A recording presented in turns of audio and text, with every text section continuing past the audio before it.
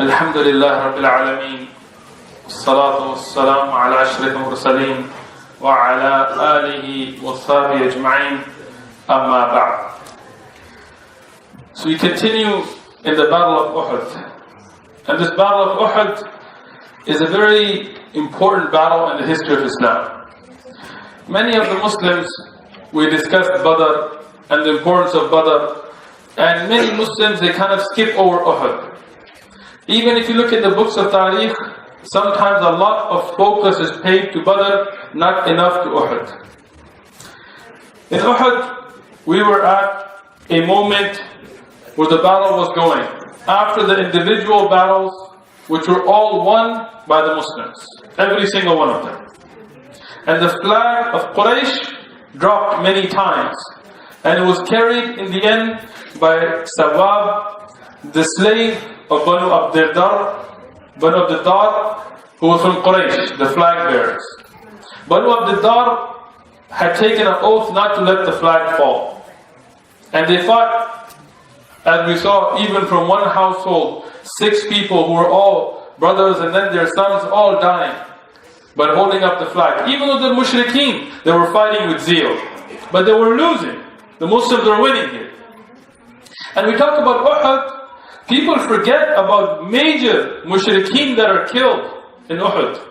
It's not like Badr, where the mushrikeen were killed and the Muslims were clearly victorious. Here, the Muslims actually have the victory. They're the ones winning. And here, when Sawab, even though he holds it very well, Hamza ibn Abdul Muttalib, radiyallahu anhu. Hamza, the Asad of Allah, the lion of Allah, as mentioned in Sahih Ahadith, he is the lion of Allah and His Rasul, alayhi salatu wasalam. He attacked him, and again, Hamza, like in Badr, like in other battles, the brave warrior of Allah, he's victorious, he kills Sawab, and the flag of Quraysh falls again. At this time, we'll talk about some of what else is going on, because this is no longer individual battles, there is fighting across the field. We talked about a Sahabi. His name is Abu Dujana, radiyallahu anhu. Looking in the books of Tariq, his name is Simak ibn Kharasha al-Ansari. Simak ibn Kharasha al-Ansari, and his kunya is Abu Dujana, radiyallahu anhu. Many of the people, we may have heard like few minute clips on YouTube or somewhere about him, but do we really know about him? And even though I don't have time to go into depth, but I will give you a little biography of him. He was from the people of Medina, born in Medina. And he was known as a great warrior even before Islam. And when we see his accepting of Islam, he accepted Islam wholeheartedly. He was not from the people who thought about it, who went back and forth. He came into Islam in full force. He loved to learn the Sunnah. He loved to hear Qur'an. He was a very pious man. And when we see him in the Battle of Uhud, tie the red bandana on his head, meaning that he has taken an oath to either be shaheed or ghazi. Yani either he will fight till death or he will be victorious. He's not backing out of anything. And he continues to go forward. Abu Dujana radiyallahu anhu. The hadith in Sahih Muslim and also in the Musnad of Imam Ahmad, where Zubair ibn Awwam radiyallahu anhu. Ibn Hisham and others have given a longer version. They say Zubair ibn Awwam radiyallahu anhu, he was one of the first people who answered the call of Rasulullah sallallahu alaihi wasallam. As we mentioned in the hadith, in the last dars, when Rasulullah sallallahu alaihi wasallam said, "Who will take the sword from me for its haqq?" And the Sahaba, Zubair bin Awwam, Umar ibn Khattab, Ali ibn Abi Talib, radiyallahu anhum, they all answered it. They all wanted the sword. And Zubair bin Awwam was the first. So in the longer narration, Zubair bin Awwam radiyallahu anhu, he thinks to himself, he said, "Ana ibn Safiya, ammat Rasulullah sallallahu alaihi wasallam." That I am the son of Safiya, the aunt of Rasulullah sallallahu alaihi wasallam. So a cousin. And I answered the call first. I was the first one to say, I'll take it, Ya Rasulullah sallallahu alayhi wa sallam. But Rasulullah sallallahu alayhi wa sallam didn't give me the sword. And he gave it to this man from Ansar, Yani Abu Dujana. Why? Like he didn't complain, but he thought to himself. He's not trying to start a fitna with people, no. He's thinking to himself, what was the special characteristic of this man? So during the battle, he's fighting, but he also has his eye on Abu Dujana to see that who is this man. Ibn Hisham mentions in a longer narration, and then Ibn Hisham, if you study Seerat Ibn Hisham, he has many poems. When he discusses Seerah, he records a lot of poems. And even if I don't have time to go into them, I will summarize a little bit about what was said about Abu Dujana in the Battle of Uhud. He said he would attack the enemies of Allah like when a flood breaks loose, when a flood comes on an area and destroys everything in its path. Zubair bin Awam said, I didn't see from the kuffar come in front of him except that he killed them. The ulama of Tariq have given different numbers how many mushrikeen and kuffar were killed by Abu Dujana and Uhud, but that's not what's important. What's important is he is fighting for the sake of Allah like there is no tomorrow. He's fulfilling the haqq of that sword, breaking it by bending it by hitting the faces of the mushrikeen. And he's continuing, as Ibn Hisham mentioned in the Sanad al-Sahih, that Zubair said there was a mushrik. There was a mushrik. What was his name? The ulama of Tariq have given different names, but nothing sahih has been reported. But he was a mushrik that was going around killing the injured Muslims. Now look at this. Islam calls for rules even in battle. It doesn't mean you just kill everybody. No. Rasulullah sallallahu alaihi wasallam was calling towards peace. He told the Quraysh, he told the people of Medina, he told the Yahud, he told everybody to bring peace, to make treaties. But here, the people of Quraysh, they didn't let him live. They didn't let him be. They kept on attacking. Uhud is again instigated by the Quraysh. And even here, the Muslims, they don't go and kill the injured. Like when you saw from the Quraysh people that were injured, the Muslims were not just going around killing them, no. But this man of the mushrikeen, from the Quraysh, what does he do? He's going around the battlefield looking for Muslims that are injured. And then he goes and executes them. And he's going around killing people. So Zubair, he saw this from afar, and he saw Abu Dujana close to him. And he said, I made dua, I asked Allah that they meet. Because he knew that Abu Dujana was a brave man. And then he said that I saw them come together. And Abu Dujana, he's fighting. This mushrik, he attacks Abu Dujana. And at that time, there were different types of shields and armor. The stronger shields were the ones made out of metal. Then there were the weaker ones, like those made out of wood and leather. And Abu Dujana doesn't even have a metal shield. He has the weaker type. And here, the mushrik, he attacks him, and Abu Dujana makes him miss and hit his shield. And his sword gets stuck in the shield. It's wood, it's stuck.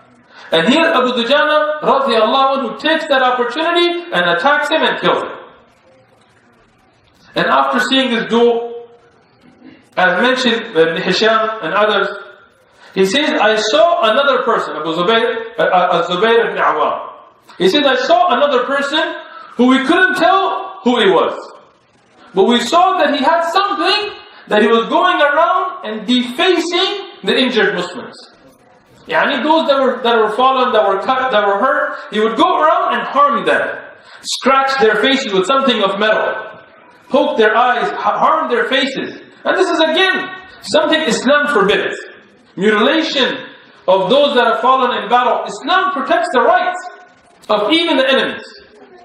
But here we see the Quraysh doing things that are against even the way of honor. Now, a person is injured, they're fallen, they're not fighting. Why would you go and scratch their face and harm them? But this person is going around doing this. So Abu Dujana, radiallahu anhu, sees this, he attacks this person, he raises his sword, and that person screams. The scream of a woman. And it turns out, with Ibn Hisham and others, And Bayhaqi and others have mentioned that this was Hinda bint Utbah. Hinda, the wife of Abu Sufyan. And she had covered herself, so you couldn't tell whether it's a man or a woman. And she was going around doing this. Now this much is recorded authentically. And here Abu Dujana, when he raised his sword and he saw it was a woman, he left her. He backed up. Zubair bin Awam narrates the hadith, the authentic chain. He backed up.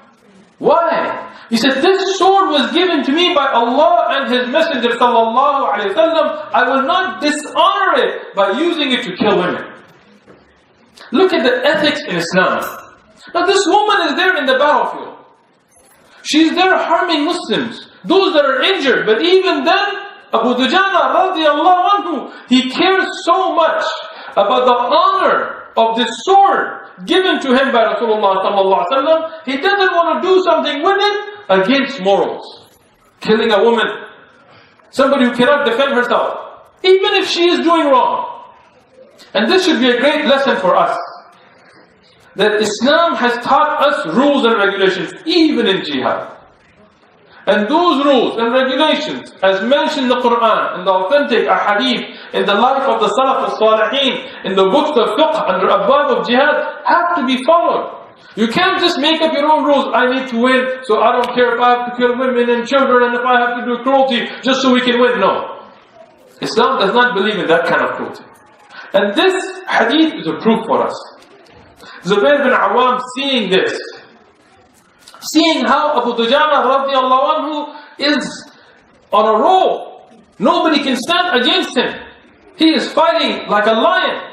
Another narration, and then actually written in poetic format, Ibn Hisham mentions that he would look for the strength of the Quraysh and throw himself in it. He would throw himself in it. He's saying, after seeing that, and coupled by the fact that not only was he brave, but he had enough of a sense of honor that he wouldn't use that sword in something that would be viewed as dishonorable, of killing a woman. Seeing this, I said, this is why Allah and His Rasul, they knew best. They didn't give me the sword, they did the right thing, because this man deserved it. SubhanAllah, from this, we need to learn a lesson. You know, we have amongst us hasad with each other. Sometimes you see Allah subhanahu wa ta'ala chooses somebody to give them wealth. And we think, why did Allah give this person wealth? What does he know how to use it? It should have been given to me. And this is wrong. Allah knows better who to give wealth to. Sometimes Allah raises a student of knowledge to a high level. And somebody else will say, why is he popular? I know more than him, I have more ilm than him, I know this and I know that and I studied this. Why is he popular? Why do people listen to him? Why this? Allah knows better. Maybe Allah subhanahu wa ta'ala saw something in him He couldn't see in you. So don't have hasad. See, as Zubair bin Awam, he is from the 10 given the glad tidings of Jannah in the single hadith. He is the relative of Rasulullah sallallahu alaihi wasallam. He is married to Asma bint Abi Bakr radiallahu anha. He is from the one that Rasulullah said that he is my hawari, yani my close companion in Jannah. But in this place, Rasulullah sallallahu alaihi wasallam chose by the will of Allah to give the sword to somebody else. It doesn't take away from Zubair bin Awam. And Zubair bin Awam, he is seeing this, he admits to that. So if somebody is better than you in something, make dua for them, support them, help them. Don't try to cut their feet and cut them to drop them. Don't try to look for faults. This is a very important lesson for us to learn. As I told you, Uhud is filled with lessons for us. Continuing, Abu Dujana, he continues, after this, continues to fight the Quraysh, to fight the mushrikeen, the enemies of Allah, like a lion. He's continuing. And we speak about lions in Uhud, we must speak about Hamza, the lion of Allah, the Asad of Allah. We saw in some of the poetry written about Hamza radiallahu anhu in Uhud. It said, Hamza radiallahu anhu, when he passed by a group of mushrikeen, it was like a storm, or a tornado, we would call a tornado today. has gone through an area and you would see the dead bodies of the mushrikeen laying around like the leaves of palm trees after a storm. Hamza radiallahu anhu was such a lion, such a warrior, that nobody could stand up to him. If you look in Badr, everybody that challenged Hamza radiallahu anhu died. If we look in every battle after that, everybody who challenged Hamza radiallahu anhu died. He won every battle. Hamza radiallahu anhu never lost a battle. He's fighting, never loses. In Uhud, he's continuing. But as I mentioned in the last dars, Hamza radiallahu anhu, he was such a lion, such a warrior, that the Quraysh, the mushrikeen of Quraysh, had a special hatred for him. From the time when he defended Rasulullah sallallahu alaihi wasallam in Mecca, from the time that he made the hijrah, from the time that he was the lion of Allah in the battle of Badr, they had this special hatred for Hamza radiallahu anhu, because a special love Rasulullah sallallahu alaihi wasallam had for Hamza radiallahu anhu. So here a plan was hatched in Mecca. And a man, his name is Wahshi, he is the ghulam of Jubair ibn Mut'im. Jubair ibn Mut'im, the mushrik from Quraysh. His ghulam, his slave, Wahshi, whose origins are from Africa. And he was a very strong man, well known for his ability to hit his target with his spear. Well known for his ability to hit his target with his spear. So he was approached by somebody, that if you can kill this man, you will be free. Who approached him? Huh? All of you are wrong. Stop watching cartoons. Stop watching movies made in Hollywood. If you're going to learn tarikh, if you're going to learn the seerah, don't learn it from movies.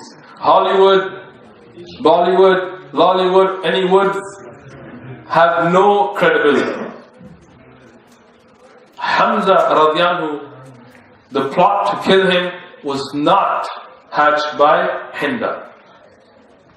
What we find in the authentic ahadith, where Wahshi radiallahu anhu, like Hinda radiallahu anha, like Abu Sufyan radiallahu anhu, they all became Muslims.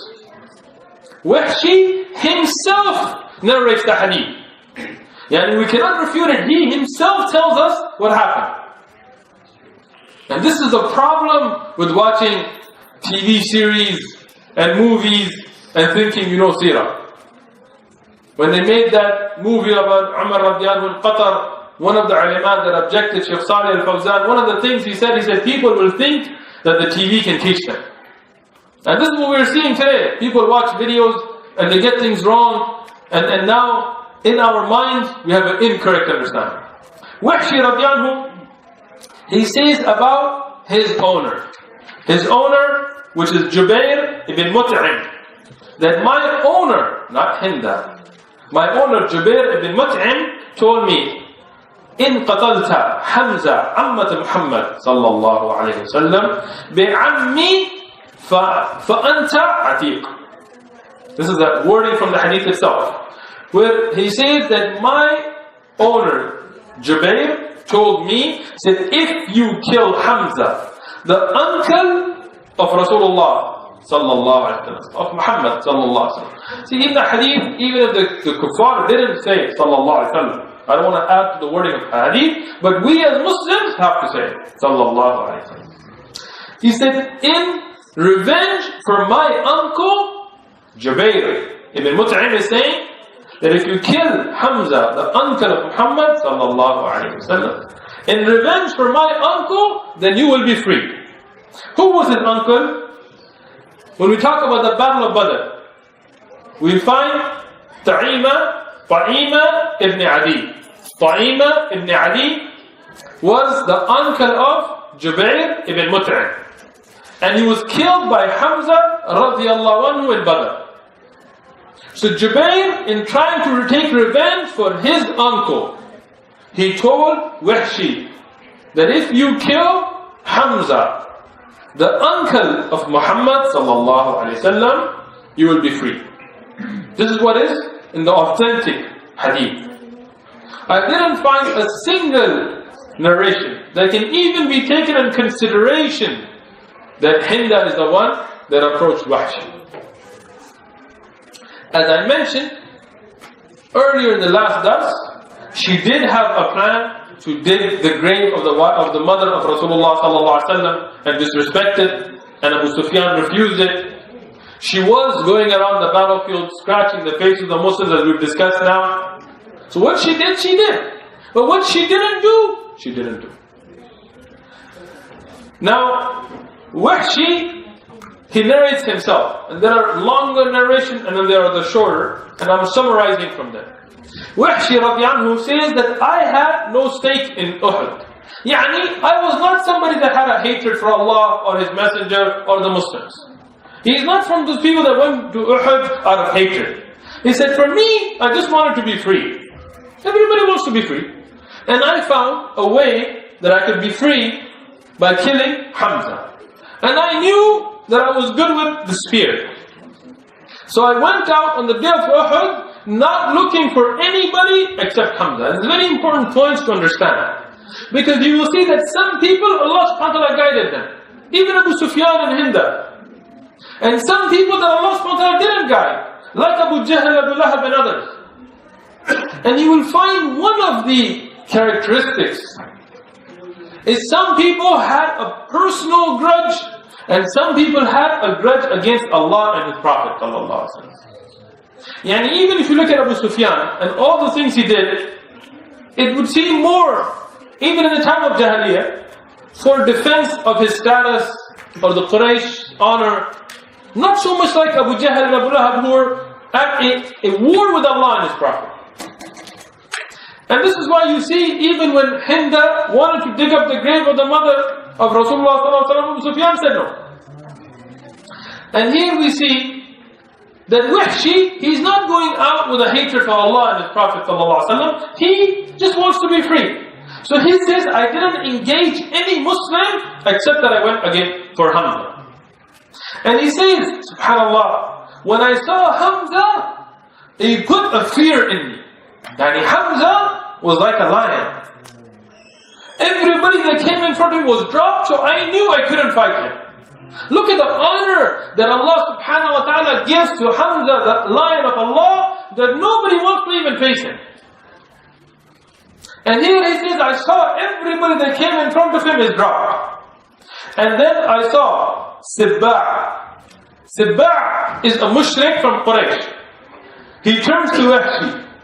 And he tells him, O son of the woman who used to circumcise. Yani his mother, she was a slave woman and her task was that she would circumcise the women.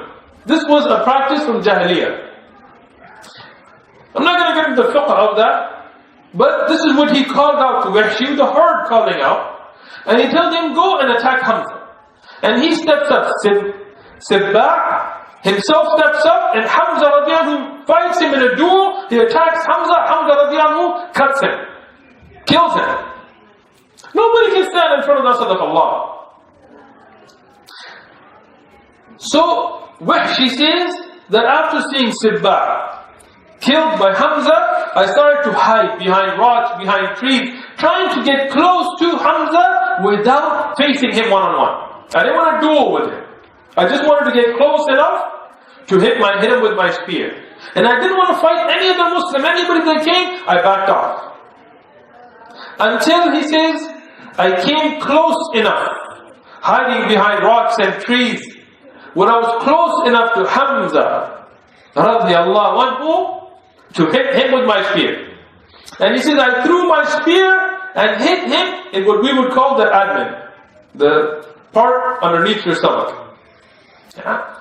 Above the awrah, beneath the stomach. Here, it hit Hamza radiallahu anhu, and it was a very heavy spear. And look at the hadith. Hamza radiallahu anhu didn't just fall down. He was a lion. He looked around, he saw Wahshi, and with the spear hanging, he starts to walk towards Wahshi, to fight him man to man. And she says, I became afraid. I started to run from him. And Hamza radiallahu anhu, even with a metal spear, he's walking towards him bleeding. And you know with a spear or an arrow, if you pull it out, it's going to flow with blood.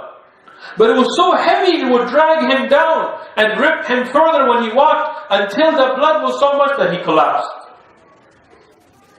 And he went and he took his spear back. And he said, in the hadith that is sahih, he said, after that, I had no problem with anybody else, so I walked right back to the camp of the Quraysh, and I sat out the rest of the battle. Yani he didn't fight anybody else. He wasn't there to fight. He was just there to assassinate a man to get his freedom. Now, before we continue, I want to make some very important points here. First, look at the honor that Allah subhanahu wa ta'ala gave to Hamza, the Asad of Allah. That no man could face him in a duel. That no man could defeat him in a fight. You know, somebody who is even a great warrior that fights somebody and they're dropped and they get killed in battle, they were dropped by somebody. But those given titles, like the Asad of Allah or the Sayf of Allah, they can't be defeated in battle. Because Allah subhanahu wa ta'ala honors them. Hamza radiallahu anhu was the Asad of Allah, nobody could battle him. But Allah subhanahu wa ta'ala chose to honor him with shahada. Allah subhanahu wa ta'ala chose to honor him by becoming a shaheed. So he did it in a way that his bravery, his honor, his strength was never diminished. He was assassinated from afar. But he still got the level of a shaheed. Like we see with Khalid bin Walid radiallahu anhu. The Sayf of Allah, the sword of Allah. He wanted the shahada, he would jump into the thick of the enemy. But Allah subhanahu wa ta'ala chose that nobody could break the sword of Allah. Then he had to die on his bed. Because these are people that Allah subhanahu wa ta'ala honored. Hamza radiallahu anhu, as the ulama of Tarikh mentioned, he used to make dua to Allah, oh Allah, give me shahada in the battlefield. So Allah accepted his dua, but in a way to honor him even more. Secondly, look at the sacrifice for Islam. Look how beloved Hamza radiallahu anhu was to Rasulullah sallallahu alaihi wasallam. But still, he had to go himself in the battlefield. He had to become shaheed himself to show that this is not a religion where you sit back and send somebody else's children and let them go and fight and let them go and die, and you sit in your tower in some city making decisions without putting yourself at risk, without putting your children, your uncles, your cousins, your family in the front. Here the messenger of Allah is himself wearing the armor. He's still in battle himself. And we talk about Ubay bin Khalaf and others. Rasulullah is physically fighting. And he's sending his own children, his own people. By children, I don't just mean his children from his wife, but his children, the ummah. And his Ahlul Bayt, the people of his household, Hamza, into the battle. And he's being sacrificed for the deen of Allah subhanahu wa ta'ala.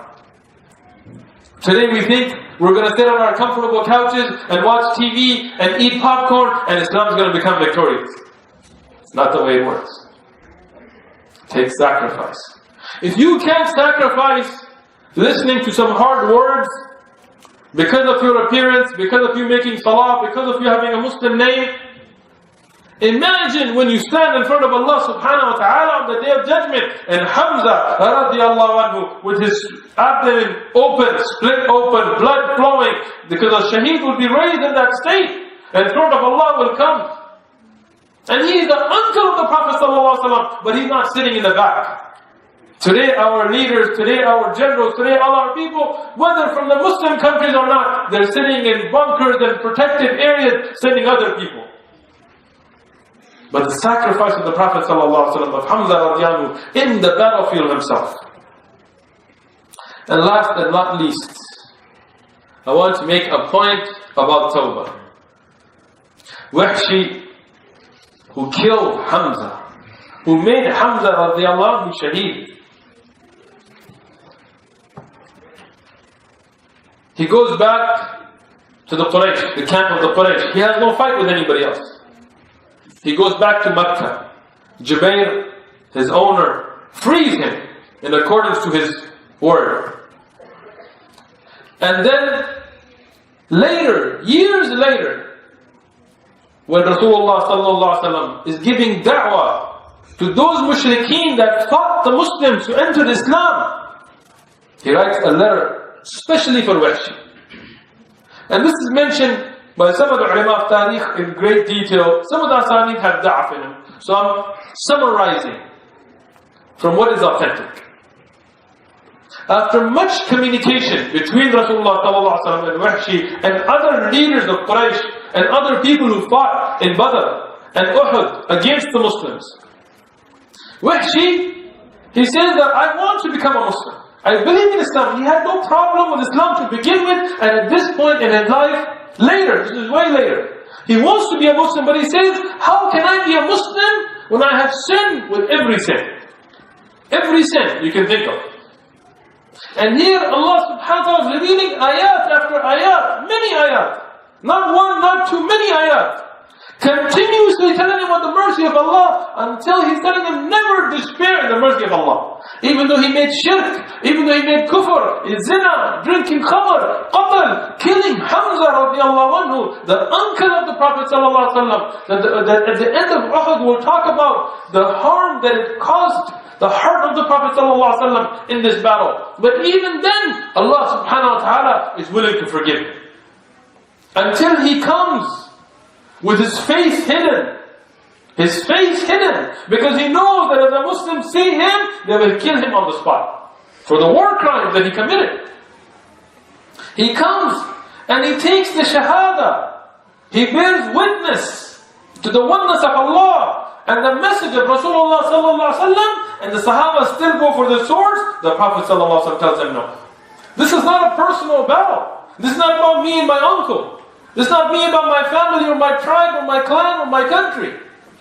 This is about Allah and His religion. And if this man has declared his shahada, he's a Muslim, he is one of us, our brother. The past is a past.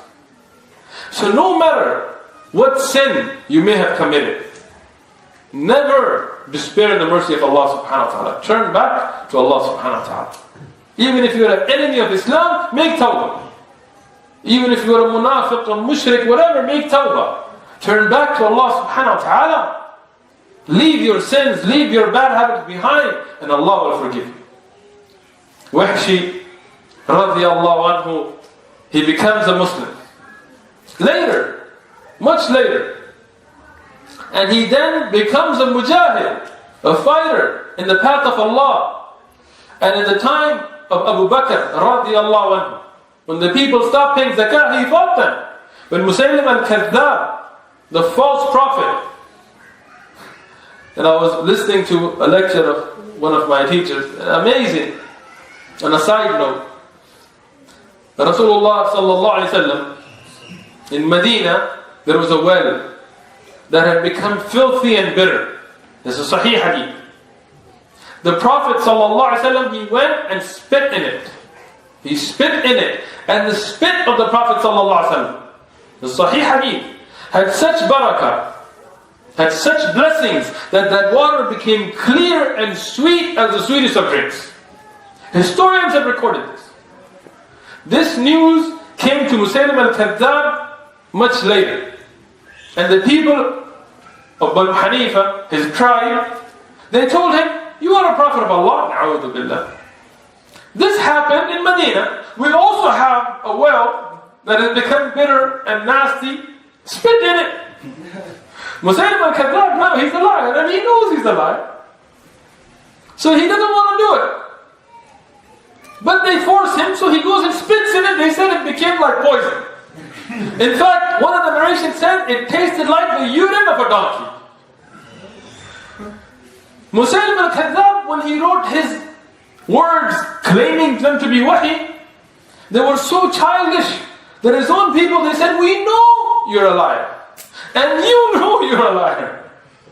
But a liar from my tribe is more beloved to me than an honest man from the Quraysh. And this is the problem. Today we have the same thing. Somebody less qualified from my tribe, my country, my language, my group, my sect, I'm going to support them over somebody more qualified, more pious, more better to lead. But if you're not from this tribe or that, then no one, astaghfirullah. Turn back to Allah and His Prophet, the Qur'an. Learn from those mistakes.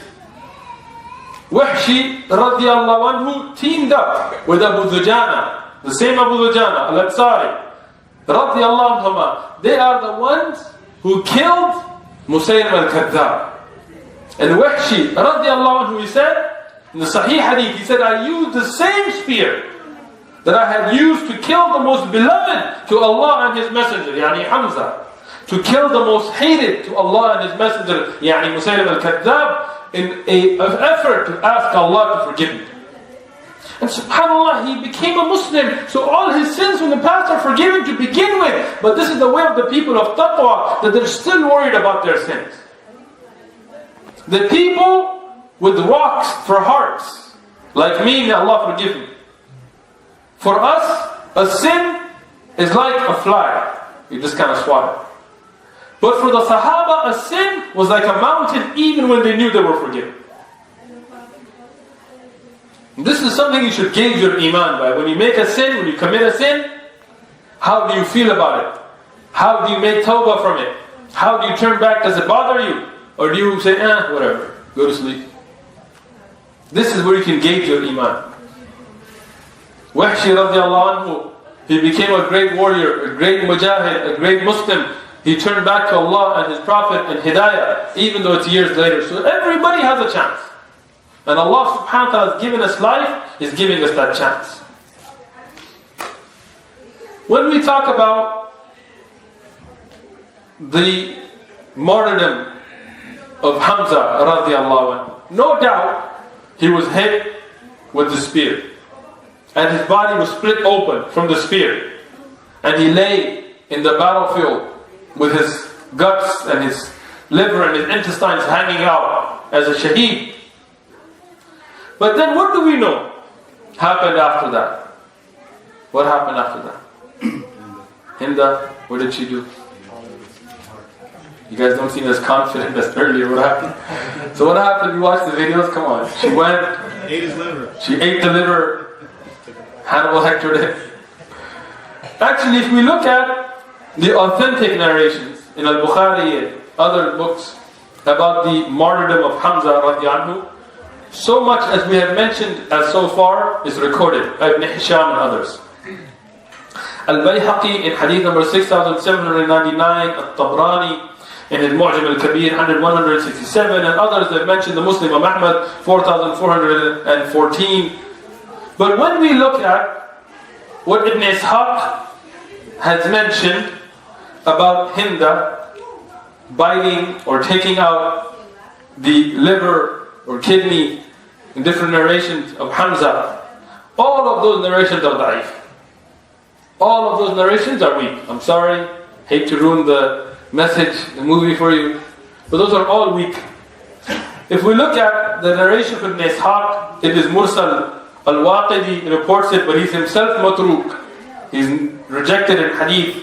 If we look at the other narrations, they're from Ata ibn Sa'id, and he is, as Ibn Hajar mentions, suduq, but ikhtalat. Yani he would make mistakes and flip and record things incorrectly. He is da'if. Al-Bayhaqi and Ibn Kathir's narrations are also mursal. What we find in some of the narrations saying that she took the liver but didn't bite it, and then also saying that if she had, he would have entered Jannah because no part of Hamza would enter the nar and things. Looking at everything put together, what we can say is no doubt Hamza radiallahu anhu became shaheed. Wahshi radiallahu anhu was the one that hit him. No doubt that he was split open. But all the narrations that mention hinda, biting or mutilating or taking pieces of his body and eating it, they're all da'if. None of them are established. This is not established. And that is the work, if you look at the ulama of tahqiq, they have come to this conclusion as well. And as other things we mentioned in the past, it's an open challenge to the hundreds of thousands of people that will be watching this and those that are here, that if somebody can bring us an authentic narration, we'd be more than willing to reject it. But as I have checked and looking at the works of ulama, this is not established. Moving forward, even though Hamza radiallahu anhu, the lion of Allah, he has become shaheed, but the battle was still victorious for the Muslims. And here there is another Sahabi who is very important to be mentioned in Uhud. He is Hanzala ibn Abi Amir, Hanzala radiallahu anhu. He is from the tribe of Aus, from the Ansar. And you look at the Ansar like Abu Dujana and others, you see the sacrifices they made. And he is a Sahabi who had married on the morning before the Sahaba set out for Uhud. Alaykum as-salam. So Hanzala ibn Abi Amir radiyallahu anhu, he just got married. And he is with his wife on the night of their wedding night. The first night, the most beloved night to any bride and bridegroom. And in the morning, as the Sahaba are setting out for Uhud, he hears the call that Rasulullah sallallahu alaihi wasallam is setting out for Uhud. And now he is in a state where he doesn't have to leave. Yani we talked about jihad and aqsam al-jihad. There are those that are fard al-kifaya and those that are fard al-ain. Like sometimes the jihad was that every Muslim must go. And there were times when they were told that this is a battle where only volunteers will go. Otherwise people will stay behind. And Uhud being one of them. Where he was not told to go. And he had just gotten married. So he had every excuse to stay. And his niyyah was to stay. And he was in a state of janab. And even in this state, when he hears that the Messenger of Allah sallallahu alayhi wasallam is heading out, he thinks, how can I stay behind? And he rejects everything and he goes. And he goes, even though he's in a state of janab. And he gets to the battlefield, he catches up with the army. And he gets to the battlefield. And he fights. And he becomes shaheed in a state of janab. And here, Rasulullah sallallahu alayhi wasallam, he narrated about him. And the Sahaba radiyallahu anhu. And I will summarize from very long narrations. But what we find from the Sahaba, that he saw Abu Sufyan. Hanzala radiallahu anhu, he saw Abu Sufyan, he darted for him. And there was a mushrik, a shaddad. He steps up and attacks Hanzala radiallahu anhu and makes him shaheed. And now nobody knows about him being in a state of janaba or any of this. We know this from the Sahaba. But when Rasulullah sallallahu alayhi wasallam, he comes to him, he tells the Sahaba that I see that there are malaika who are bathing the body of Hanzala radiallahu anhu in a silver tub, in a bathtub made of silver with the freshest of water. In some of the narrations, from the water of Jannah. In some of the narrations, they even mentioned that the Sahaba could see water on his face. And here, people didn't know why, until it was asked about him. And then it was told that he left in a state of janaba. And then the Prophet ﷺ said, that's why the malaika, they made ghusl for him. And he became known as Ghasil al-Malaika. Ghasil al-Malaika, the one that was given ghusl by the malaika. And this is the daraja, the level of the shuhada, of the salihin, that Allah has given, that the malaika are making ghusl for them. Hanzala radiallahu anhu, he said this example. And I mentioned that At-Tabari, in his Tariq, with the authentic narration, has mentioned this. Now the Muslims are still victorious. But we talked about the group of archers that are sitting on the mountain. And the Prophet ﷺ advised to them to stay there. Now they are looking at the battlefield and they are seeing the Quraysh running. And they are seeing the Muslims victorious, running after the Quraysh. And then, what happened we'll discuss inshallah next Saturday. Jazakumullahu khairan.